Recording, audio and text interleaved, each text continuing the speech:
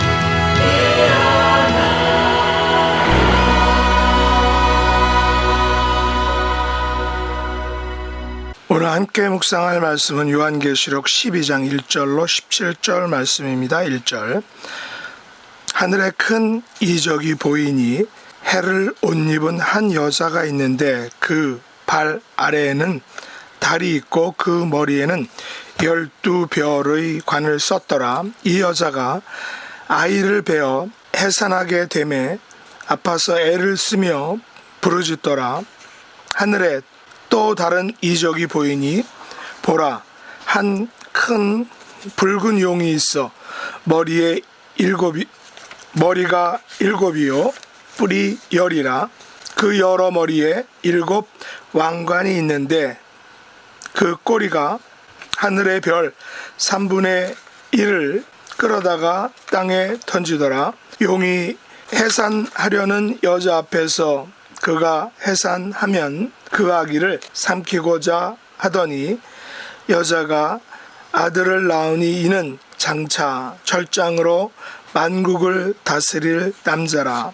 그 아이를 하나님 앞과 그 보좌 앞으로 올려가더라. 그 여자가 광야로 도망하매 거기서 1260일 동안 그를 양육하기 위하여 하나님께서 예비하신 곳이 있더라. 하늘에 전쟁이 있으니 미가엘과 그의 사자들이 용과 더불어 싸울세. 용과 그의 사자들도 싸우나 이기지 못하여 다시 하늘에서 그들이 있을 곳을 얻지 못한지라. 큰 용이 내쫓기니 옛뱀 곧 마귀라고도 하고 사단이라고도 하며 온 천하를 꿰는 자라. 그가 땅으로 내쫓기니 그의 사자들도 그와 함께 내쫓기니라. 내가 또 들으니 하늘에 큰 음성이 있어 이르되 이제 우리 하나님의 구원과 능력과 나라와 또 그의 그리스도의 권세가 나타났으니 우리 형제들을 참수하던 자 곧 우리 하나님 앞에서 밤낮 참수하던 자가 쫓겨났고 또 우리 형제들이 어린 양의 피와 자기들이 증언하는 말씀으로써 그를 이겼으니 그들은 죽기까지 자기들의 생명을 아끼지 아니하였도다. 그러므로 하늘과 그 가운데에 거하는 자들은 즐거워하라. 그러나 땅과 바다는 화 있을진저 이는 마귀가 자기의 때가 얼마 남지 않은 줄을 알므로 크게 분내어 너희에게 내려갔음이라 하더라. 용이 자기가 땅으로 내쫓긴 것을 보고 남자를 낳은 여자를 박해하는지라. 그 여자가 큰 독수리의 두 날개를 받아 광야 자기 곳으로 날아가 거기서 그 뱀의 낯을 피하여 한 때와 두 때와 반 때를 양육받음에 여자의 뒤에서 뱀이 그 입으로 물을 강같이 토하여 여자를 물에 떠내려 가게 하려 하되 땅이 여자를 도와 그 입을 벌려 용의 입에서 토한 강물을 삼키니 용이 여자에게 분노하여 돌아가서 그 여자의 남은 자손 곧 하나님의 계명을 지키며 예수의 증거를 가진 자들과 더불어 싸우려고 바다 모래 위에 서 있더라. 아멘. 오늘 말씀의 제목은 예수의 증거를 가진 자들입니다. 요한계시록 12장에서 13장은 마지막 때의 7 인물들이 등장을 합니다. 첫째 인물은 12장 1절과 2절에 해를 입은 한 여인, 이는 이스라엘을 상징합니다. 둘째 인물은 12장 3절과 4절에 7 머리와 10뿔을 가진 붉은 용입니다. 이는 사탄을 상징합니다. 셋째 인물은 12장 5절과 6절에 남은 아이, 남자아이, 이는 예수 그리스도를 상징합니다. 넷째 인물은 12장 7절로 12절에서 하늘로부터 사탄을 내어 쫓은 천사장 미가엘입니다. 다섯째 인물은 12장 13절로 17절에 용에게 핍박을 받는 여인의 자손들입니다. 그리고 여섯째 인물은 13장 2절로 10절에 미래의 세계 정부의 지도자인 바다의 짐승입니다. 그리고 마지막으로 일곱째 인물은 13장 11절로 18절에서 거짓 선지자인 땅의 짐승입니다.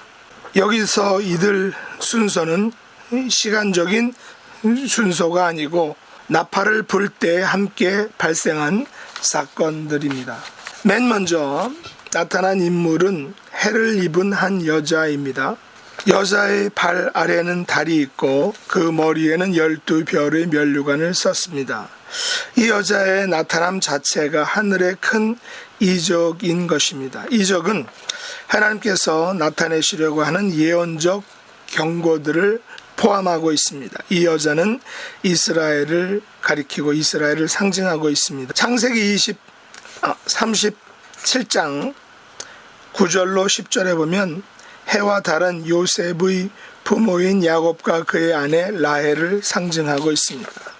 또한 12별의 면류관은 야곱의 12아들을 의미하고 있습니다. 이 여자가 아이를 베어 해산하게 되매 아파서 애를 쓰며 부르짖었다라는 것은 마리아의 예수 그리스도의 잉태와 탄생을 통해 성취된 것으로 볼 수 있지만 문맥상으로는 이 여자는 예수 그리스도의 재림 직전에 이스라엘이 처하게 될 고통과 핍박과 환난을 사람들은 요즘 세상을 가리켜서 말세시말이라고 이렇게 말들을 합니다. 바로 여자가 아이를 베어 해산하게 되어 아파서 애를 쓰며 부르짖는 것처럼 오늘 우리가 처한 영적인 상황 또 삶의 모습이 마치 말세의 징조와 함께 사는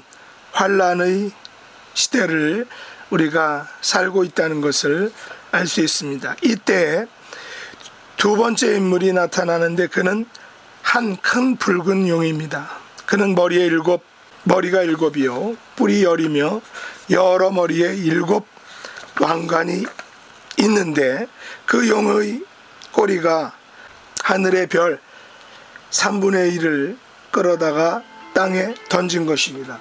이것은 다니엘 7장과 요한계시록 13장의 말씀을 근거로 이 짐승은 대환란 때에 세계 각국을 통치할 사단의 지배력을 묘사하고 있는 것입니다. 오늘 본문 9절에서는 큰 용이 옛뱀 곧 마귀라고도 하고 사탄이라고도 한다라고 말하고 있습니다. 붉은색은 이제까지 흘렸던 피를 상징하고 있고 열뿔은 다니엘 7장 7절과 요한계시록 13장 1절에 언급된 다가오는 세계 정부의 왕과 함께 다스릴 열왕을 상징하고 있는 것입니다. 그런데 별의 3분의 1을 땅에 던지는 것은 사단의 힘이 하늘과 땅에까지 미치는 것을 우리에게 보여주고 있습니다. 이때 사탄은 그의 능력을 가지고 영적으로 정치적으로 자기를 반대하는 자들을 핍박한다는 것입니다. 여자가 낳은 아들을 삼키려는 것은 어린 예수님을 죽이려고 시도했던 그런 사건을 말합니다. 헤롯 왕을 통하여 아기 예수를 죽이려 했던 사건을 의미하는 것입니다. 사탄이 이스라엘을 특별히 메시아의 탄생과 사역을 방해하려 한 것은 우리가 성경을 통하여 이미 많이 알려진 것을 알고 있습니다. 세 번째 인물은 여자가 낳은 아들, 즉 장차 만국을 다스릴 남자입니다. 이 아기가 하나님 앞과 그 보좌 앞에서 올려갑니다. 여자는 광야로 도망하고 거기서 1260일 동안 그를 양육한다는 것입니다. 그곳 광야는 하나님께서 예비하신 곳이다 라고 오늘 성경이 말하고 있습니다. 세상 사람들은 광야를 매우 꺼려하죠. 왜냐하면 광야는 너무 덥고 또 때로는 춥고 먹을 것도 많지 않고 각종 위험 요소들이 곳곳에 도사리고 있기 때문입니다. 그러나 하나님께서는 이스라엘이 출애굽하여 광야 40년 동안 방황할 때 더욱더 그들을 사랑해 주셨고 이끌어 주셨고 보호해 주시고 먹여 주셨습니다. 물론 그들은 이런 하나님을 배반하고 반항하여 데모하고 또 심지어 우상 숭배까지 했습니다. 하지만 광야는 하나님께서 이스라엘을 양육하기 위한 가장 좋은 최적의 장소였던 것입니다. 바로 하나님께서는 광야를 이스라엘을 위하여 예비하신 곳입니다. 오늘 우리가 살고 있는 이 세상도 광야와 같습니다. 세상을 살려면 각종 어려움과 환난과 핍박과 또 실패와 좌절과 배신과 절망 등등을 맛보기도 하지만 우리가 살고 있는 세상은 하나님께서 우리를 양육시키기 위해서 예비하신 최적의 장소인 것입니다. 왜냐하면 비록 광야 같은 세상을 우리가 살고 있지만 우리와 함께 장차 철장으로 만국을 다스릴 남자 하나님의 아들 메시아인 예수님께서 광야 속에서 우리와 함께 동행해 주시기 때문입니다. 네 번째 인물은 하늘로부터 사탄을 내어 쫓은 천사장 미가엘입니다. 언제인지는 나와 있지 않지만 하늘에서 전쟁이 있었습니다. 이때 사탄과 그의 사자들인 마귀들이 하늘에서 쫓겨났습니다. 이들 사탄과 그의 무리들은 마귀와 온 천하를 꿰는 자라라고 이렇게 말하고 있습니다. 이들은 우리와 달리 온 천하를 꿰는데 능숙한 영적인 존재들인 것입니다. 결코 우리가 만만히 볼 수 없는 영적인 사기꾼들입니다. 그러나 큰 용이며 옛뱀 곧 마귀와 사탄 그리고 온 천하를 꿰는 자는 하나님의 구원과 능력과 나라와 예수 그리스도의 권세 앞에서는 반드시 패할 수밖에 없다는 것입니다. 우리 그리스도인들은 세상과 사탄과 마귀와 싸울 수 있는 힘과 무기는 바로 어린 양의 피와 하나님의 말씀인 것입니다. 오늘 뉴스에 의하면 한국 제품을 라스베가스에서 홍보하기 위하여 트럭으로 실려보냈는데 운전기사가 보이스피싱을 당하여 그 물건을 실은 컨테이너가 사라졌다라고 이렇게 합니다. 그렇다면 온 천하를 꿰는 자 마귀와 사탄은 능히 우리를 꿰기가 매우 쉽다라는 것입니다.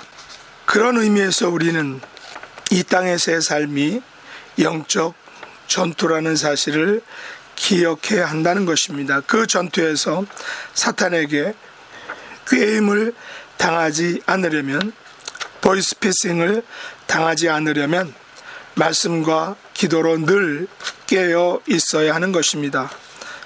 다섯째 인물은 용에게 핍박을 받는 여인의 자손들입니다. 하늘에서 쫓겨난 용이 남자를 낳은 여자를 박해합니다. 이에 여자는 큰 독수리의 두 날개를 받아 광야 자기 곳으로 날아갑니다. 그곳에서 한 때와 두 때와 반 때를 양육받습니다. 이 기간을 대환란의 3년 반 기간이다 라고 이렇게 말합니다. 마귀가 여인을 박해하고 여자는 뱀이 입으로 물을 강같이 토하여 떠내려 가게 하려고 했습니다. 그러나 땅이 여자를 도와 그 입에서 토한 강물을 삼켜버립니다. 땅이 여자를 강물의 파괴와 공격으로부터 보호해 주었던 것입니다. 그러나 용이 여자에게 분노합니다. 그리고 그 여자의 남은 자손과 더불어 싸우려고 바다 모래 위에 서 있다라고 말하고 있습니다. 그러나 용의 분노가 과연 제대로 그 여자의 남은 자손에게 미칠 수 있는가 하는 것입니다. 절대 그렇지 않다는 것이죠. 왜냐하면 그 여자의 남은 자손은 하나님의 계명을 지키는 사람들이기 때문입니다. 그 여자의 남은 자손은 예수의 증거를 가진 자들이기 때문입니다. 여자가 낳은 자손인 예수 그리스도께서 용과의 싸움에서 이미 승리하셨습니다. 마귀와 사탄은 하나님의 계명을 지키고 예수의 증거를 가진 사람들을 결코 이길 수 없다는 것입니다. 마귀는 자기의 때가 얼마 남지 않은 줄을 이미 잘 알고 있습니다. 그래서 그들은 더욱 악랄하게 적극적으로 여자가 낳은 자손의 사람들을 괴롭히고 유혹하고 있는 것입니다. 우리 그리스도인들은 인생과 생명과 삶 속에서 이미 승리한 사람들이라는 것을 기억해야 합니다. 왜냐하면 우리들은 하나님의 계명을 지키는 하나님의 백성들이기 때문입니다. 우리는 예수의 증거를 가진 자들이기 때문입니다. 우리가 가진 하나님의 계명, 하나님의 말씀과 우리가 가진 예수의 증거, 예수 그리스도의 보혈의 피, 십자가의 승리를 가지고 오늘도 광야 같은 이 세상에서 승리하는 저와 여러분의 삶이 될 수 있기를 예수님의 이름으로 축복합니다. 기도하겠습니다. 하나님 아버지, 저희들에게 하나님의 계명과 예수의 증거를 가진 자들로 삼아주신 것을 감사합니다. 저희들에게 하나님의 구원과 능력과 나라와 예수 그리스도의 권세를 나타내 주신 것을 감사합니다. 저희들이 광야와 같은 환난과 핍박과 또 경쟁과 좌절과 절망이 많은 이 세상을 살고 있지만 우리가 가지고 있는, 우리가 알고 있는 그 구원에 대한 확신과 새로운 생명에 대한 믿음을 가지고 이 땅을 살 수 있도록 은혜 베풀어 주시길 원합니다. 비록 우리가 광야 같은 세상에서 사단과 마귀와 또한 우리를 꾀려는 많은 악한 유혹들과 악한 세력들이 있음에도 불구하고 우리가 가지고 있는 말씀에 대한 확신, 하나님이 주신 말씀을 가지고 또 예수 그리스도의 권세를 가지고 증거를 가지고 우리가 그 모든 악한 세력과의 싸움에서 승리하는 하나님의 자녀들이 될 수 있도록 은혜 베풀어 주옵소서. 예수님의 이름으로 간절히 기도드립나이다. 아멘.